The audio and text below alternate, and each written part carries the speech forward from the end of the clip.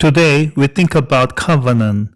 We are going to summarize its concept and explore it through Old and New Testament and their social cultural backgrounds, and then we have time to apply it to us.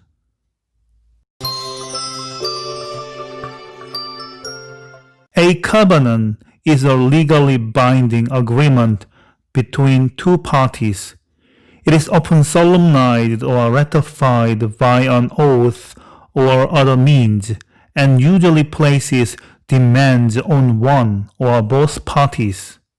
Covenant played a major role in the ancient Near East, which made them a useful way for God to relate to His people and demonstrate His commitment to them. God's covenant with Israel is the primary concept used to describe His relationship with His people and His commitment to them. Berit, noun, covenant, contract, treaty, alliance, agreement. In Hebrew, the noun berit is the core word for covenant, whether between humans, a person and God, or a group of people and God. The idiom of cutting a covenant, karat berit, probably refers to the practice of sacrificing an animal to ratify the covenant. On that day, the Lord made a covenant with Abram, saying, "To your offspring I give this land, from the river of Egypt to the great river, the river Euphrates." Genesis chapter 15 from English TDOT version. Those who have violated my covenant and have not fulfilled the terms of the covenant they made before me, I will treat like the calf they cut in two and then walked between its pieces. Jeremiah chapter 34 from NIV. In Jeremiah chapter 34, verse 18, the cutting of the animal is used as a symbol of what will happen to those who broke the agreement. God chooses to bind Himself to His people through covenant to demonstrate the depths of His commitment to them and the depths of commitment He expects from them.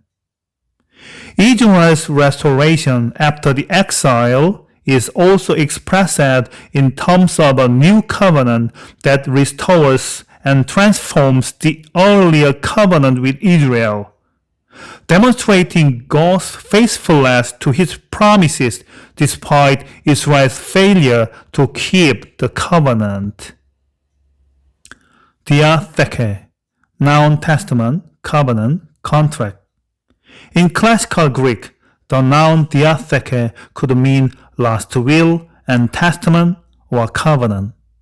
In the Septuagint, diatheke was used to translate Hebrew berit, although there are few places in the New Testament where it means last will and testament.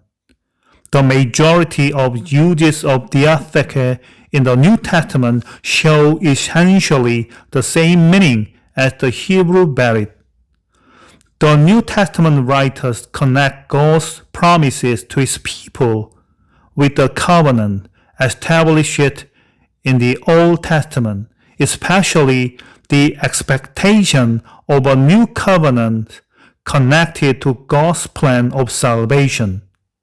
Jesus characterizes His death as a new covenant at the Last Supper.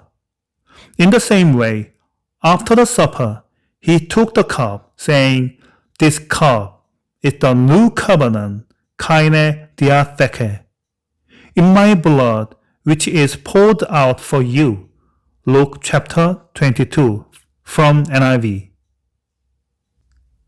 Jesus is presented as fulfilling the Davidic covenant promise of a son of David ruling from David's throne forever. The New Testament writers emphasize God's covenant with Abraham and David as examples of God's redemptive plan.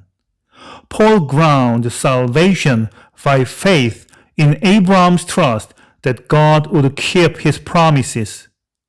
Paul also connects the justification of Gentiles with God's promise to bless the nations through Abraham. Scripture forethought that God would justify the Gentiles by faith and announce the gospel in advance to Abraham. All nations will be blessed through you. Galatians chapter 3 from NIV. Today, we need to think about covenant. Point to ponder. God's covenant with Israel is the primary concept used to describe his relationship with his people and his commitment to them. First, to remember. In the same way, after the supper, he took the cup, saying, "This cup is the new covenant in my blood, which is poured out for you." Luke 22, verse 20. Questions to consider. How would you describe the new covenant Jesus brought about? How would you react to it?